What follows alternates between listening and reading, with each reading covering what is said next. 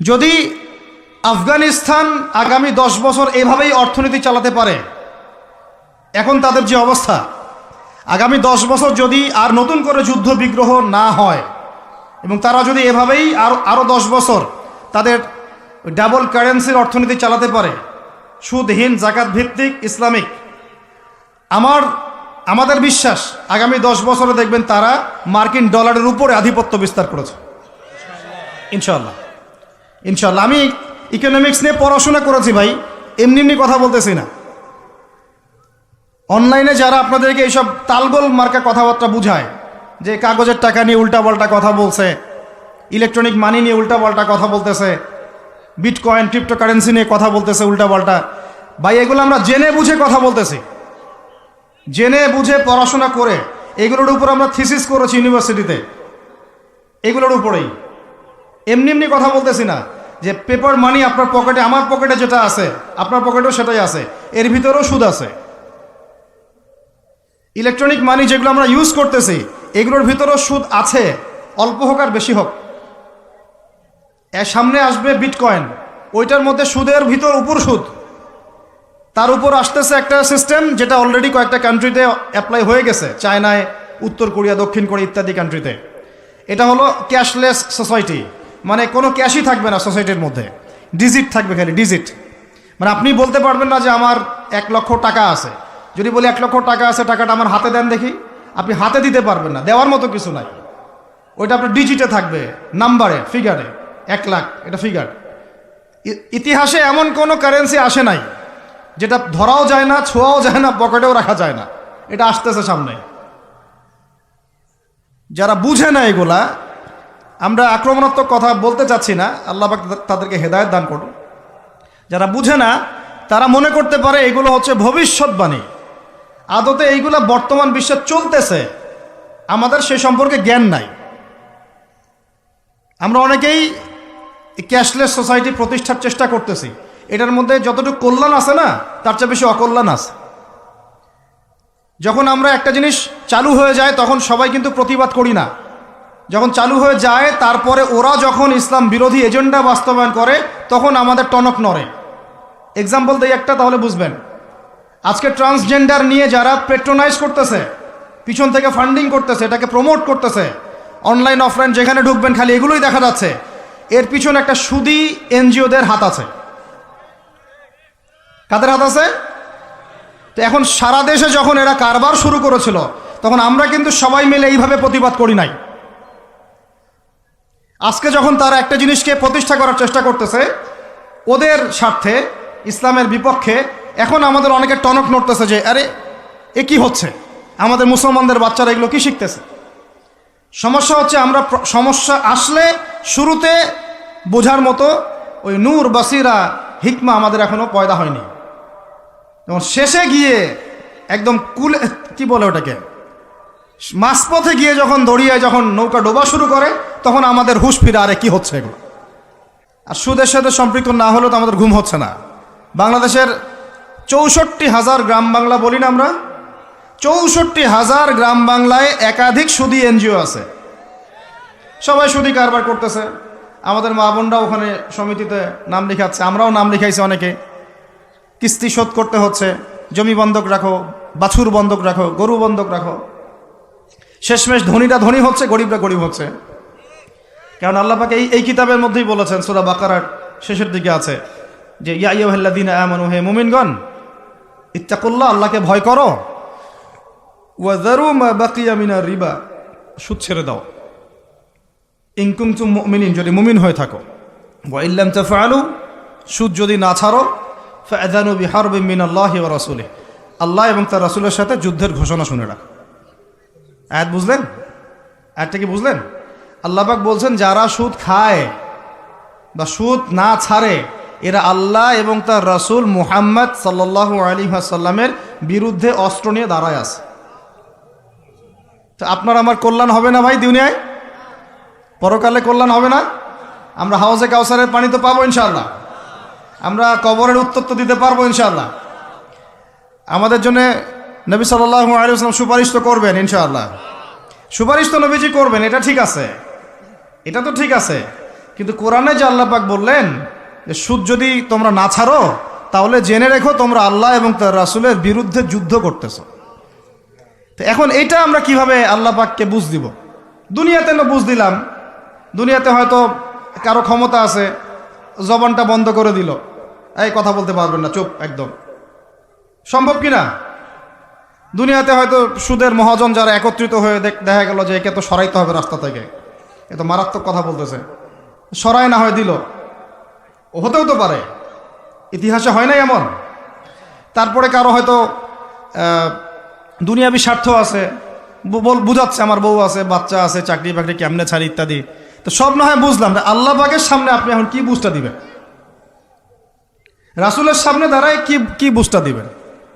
দিতে হবে কি না জবাবটা? আজ হোক আর কাল হোক দিতে হবে কি না? পরকালে যেতে হবে তো নাকি? তো তাই যদি হয়, এটা যদি আমাদের ফাইনাল ডেস্টিনেশন হয়, চূড়ান্ত গন্তব্য হয়, তাহলে কোন ব্যক্তি বুদ্ধিমান, যে দুনিয়াতে সংশোধিত হয় সে, নাকি পরকালে যে ব্যক্তি অপেক্ষায় বসে থাকে সে? এখন এই সংশোধনের দিকে যদি আমরা দাওয়াত দিই, আমরা কি মৌলবাদী হয়ে যাব? সমাজের শত্রু হয়ে যাব? দেশ ও জাতির শত্রু হয়ে যাব? সুদী কারবার ছাড়া অর্থনৈতিক বিষয় কি চালানো সম্ভব না? হ্যাঁ, যখন এই সুদী ব্যাংকিং সিস্টেম ওয়ার্ল্ড ব্যাংকেরটা তো 1995-এর দিকে আসছে, তারও আগে ছিল ওই যে ব্রিটেনের দি ব্যাংক অফ ব্রিটেন, যেটা প্রথমে ছিল, প্রথমের দিকে আর কি। ও সারা বিশ্বকে শাসন করতে এক সময়, তার আগে করেছে জার্মানি, তারপরেও আসছে ও। এই পশ্চিমাদের দৌরত্ব ফরাসি বিপ্লবের পরে, তো ওয়ার্ল্ড ব্যাংক আসছে 1995-এর দিকে, 45-এর পরে। এর আগে মুসলমানরা বিশ্ব শাসন করে নাই? 4 খলিফা করেন নাই? উমাইয়ারা, আব্বাসীয়রা, ফাতেমেরা, মোগলরা, তুর্কিরা, ওসমানীয়রা, তারা কি বিশ্ব শাসন করে নাই? তো তখন কি সুদ দিয়ে পুরো বিশ্বের অর্থনীতি পরিচালিত হয়েছে? বিকল্প কোনো ব্যবস্থা কি কোরআন এবং হাদিসে নাই? তো যদি সেটা থাকে, আর আমরা যদি এটাকে পাশ কাটায় যাই, গিয়ে পশ্চিমাদের এই অর্থনীতি যদি আমরা গ্রহণ করি, সেভাবে জীবনযাপন করতে থাকি, তো আল্লাহর সামনে কি ভাই আমাদেরকে দাঁড়াতে হবে না? আল্লাহ পাক আমাদের সবাইকে যেন কথাগুলো মন দিয়ে বোঝার তৌফিক দান করেন। এখন যদি পুরো সিস্টেমটা আমরা চেঞ্জ করতে না পারি, ওই ক্ষমতা আমাদের নাই মনে করেন, ব্যক্তি জীবন থেকে সুদ দূর করা যাবে না? আমাকে কি রাষ্ট্র প্রশাসন একদম সুদ না খাইলে অ্যারেস্ট করে নিয়ে যাবে? আমি যদি বলি আমি সুদ খাবো না, সুদভিত্তিক ব্যাংকিং সিস্টেমে আমি ডিলিংস করব না, অ্যাকাউন্ট থাকতে পারে আপনার, কিন্তু আপনি ডিলিংস করতেছেন না, ঠিক আছে? সুদের টাকা যদি আসেও ওটা আপনি ছেড়ে দিচ্ছেন, নিচ্ছেন না, এবং সুদী এনজিও কারবার এগুলোর সাথে আপনি যুক্ত হচ্ছেন না, তো আপনাকে কি অ্যারেস্ট করে নিয়ে যাওয়া হবে জেলখানায়? কেন খাচ্ছিস না বলেন, নিয়ে যাওয়া হবে? এখনো ওই রকম দুঃসাহস দেখানোর মতো লোক বাংলাদেশে আসে নাই যে আপনি সুদ না খাইলে আপনাকে জোর করে ধরে নিয়ে যাবে। আচ্ছা, এরকম কেউ কখনো করবে না তারা এই কাজটা, ইনশাআল্লাহ। আর যদি করে তাহলে তো আল্লাহর গজব নেমে আসবে।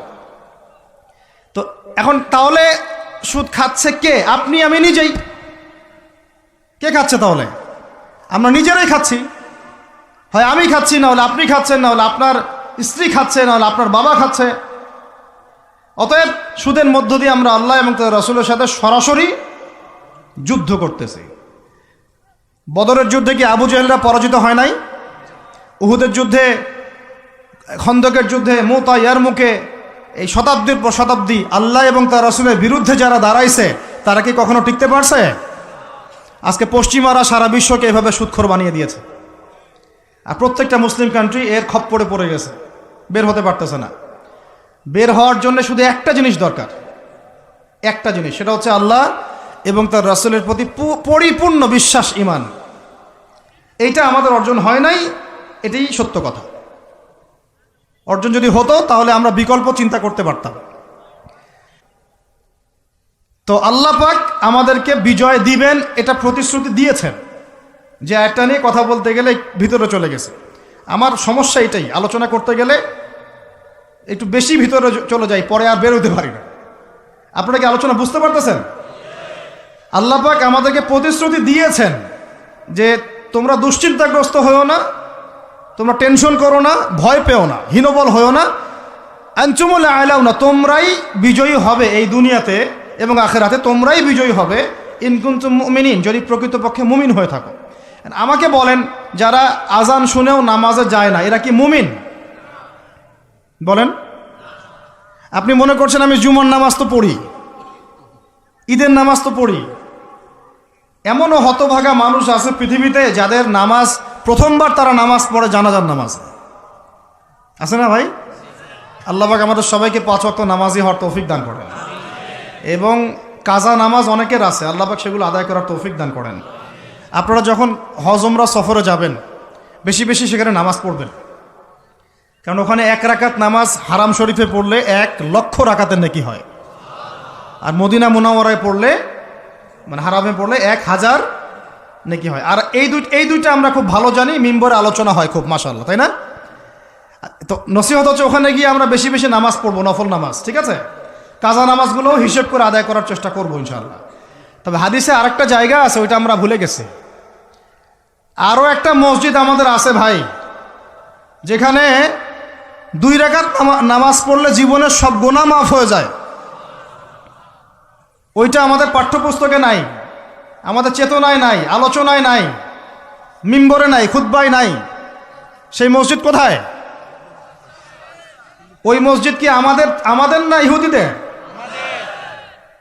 কি মনে হয় আপনাদের? ওই আল আকসা কি আমাদের না ওদের? ওইখানে 2 রাকাত নামাজ পড়লে, সফর করে 2 রাকাত নামাজ পড়লে জীবনের সব গুনাহ মাফ হয়ে যাবে। ওইখানে আমরা এখন ঢুকতে পারি না। কারো কোনো ফিকির আছে? ইয়াংদেরকে বলতেছি ভাই, লেকচারগুলো আমাদের বেশিরভাগই ইয়াংদের জন্য। যে এই যে সেলফি, এই শোডাউন, একজন বক্তাকে আপনি দেখতে চান, ইসলামী সেলিব্রিটিজম, এগুলো যে চালু করেছি আমরা, এইগুলো দিয়ে দিন আল্লাহর জমিনে কায়েম হবে না। এগুলো ভালোবাসা মহব্বতের নিদর্শন না। সত্যি সত্যি যদি আমাদেরকে আপনারা মহব্বত করে থাকেন, এমনভাবে নিজেকে গড়েন যাতে বাইতুল মুকাদ্দাস জয় করতে পারেন। ওই দিন বুঝবো যে আপনারা আমাদেরকে মহব্বত করেন, আমাদের কথা শুনেন, মানেন, বুঝেন। এমন একটা জামা আমাদেরকে করতে হবে যার একজন নেতা থাকবে, একটা নেতা, একদম সামি'না ওয়া আতা'না, শুনলাম মানলাম, এমন নেতা।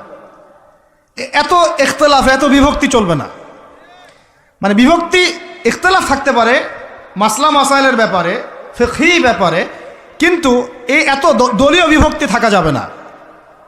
এক টেবিলে আলেমদেরকে বসতেই হবে। আলেমরা যদি এক টেবিলে না বসে ঐক্যের দৃষ্টান্ত স্থাপন না করতে পারে, জনগণ ঐক্যবদ্ধ হতে পারবে না। বাংলাদেশের সবচেয়ে বেশি দরকার এখন ওলামায়ে কেরামের ঐক্য। আমরা যারা ছোটরা আছি, আমাদের মূল কাজ এখন এইটাই, আমরা এটাই ফিকির করি কিভাবে আলেমদেরকে একটা জায়গায় বসানো যায়। আলেমরা যদি ঐক্যবদ্ধ হতে পারেন, জনগণ একদিকে ফোকাস করে চলতে পারবে ইনশাআল্লাহ। এবং তাদের মধ্যে যদি একজন আমির নিযুক্ত করা হয় এবং তার কথা যদি আমরা সুরাভিত্তিক মেনে চলি, ইনশাআল্লাহ বাংলাদেশ কেন, পুরা বিশ্বে দিন কায়েম করা সম্ভব। আমরা এই দিক থেকে আমরা মোটামুটি 20-30 বছর পিছায় আছি এখনো।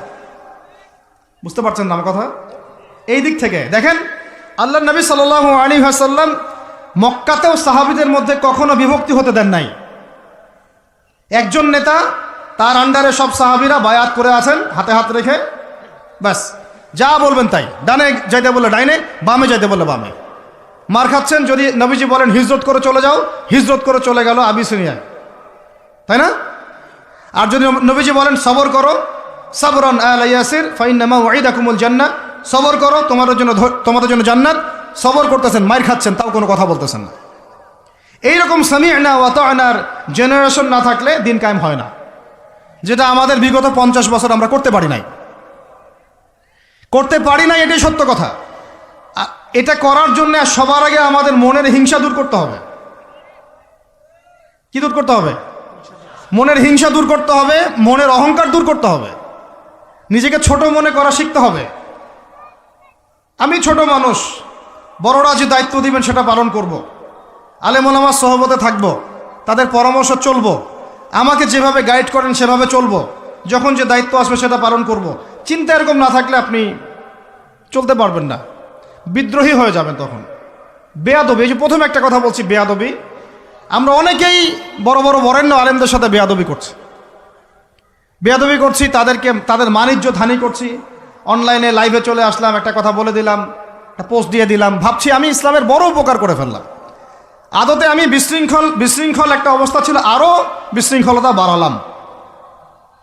আমি কাছাকাছি তো আনতেই পারলাম না। কিছু মানুষের কাজ দেখলে মনে হচ্ছে যে তাদের একটাই কাজ। কি একটাই কাজ? অনলাইনে একটা একটা করে আলেম, একটা একটা করে বক্তা, একটা একটা করে দায়ীর নাম ধরে ধরে সমালোচনা করা। এটা করে আপনি দিনের কি উপকারটা করতেছেন? এই কাজগুলো করে আপনি দিনের কোন জায়গায় খেদমতটা করতেছেন বলেন?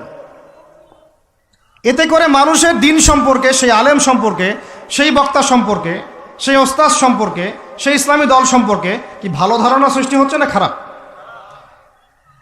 আমরা যদি প্রশ্ন করি যে আপনি নিজের চেহারাটা একটু আয়নায় দেখেন না, আপনার ভিতরে কি কোনো দোষ নাই? আপনি কি এই উম্মার নেতৃত্ব দেওয়ার যোগ্যতা অর্জন করেছেন? কতগুলো কিতাব পড়েছেন? কি ডিগ্রি অর্জন করেছেন? কতটুকু সার্টিফিকেট অর্জন করেছেন? কতটুকু তাজকিয়া অর্জন করেছেন? কতটুকু আপনি নূর অর্জন করতে পারলেন? কতটুকু বাসিরা আছে আপনার? কয়টা মসজিদ করেছেন? কয়টা মাদ্রাসা করেছেন? কয়টা ইসলামিক সংগঠন করলেন? কয়টা কিতাব লিখলেন? কয়টা লেকচার দিলেন? আপনি নিজে কি করলেন দিনের জন্য? এই চিন্তাটা করা দরকার নাই যে আমি নিজে কি করলাম দিনের জন্য? ও কি করলো, ওর কি খেদমত, ওর কি দোষ, ওর কি ত্রুটি, এইগুলোর চর্চা আমরা ব্যস্ত হয়ে আছি এখন।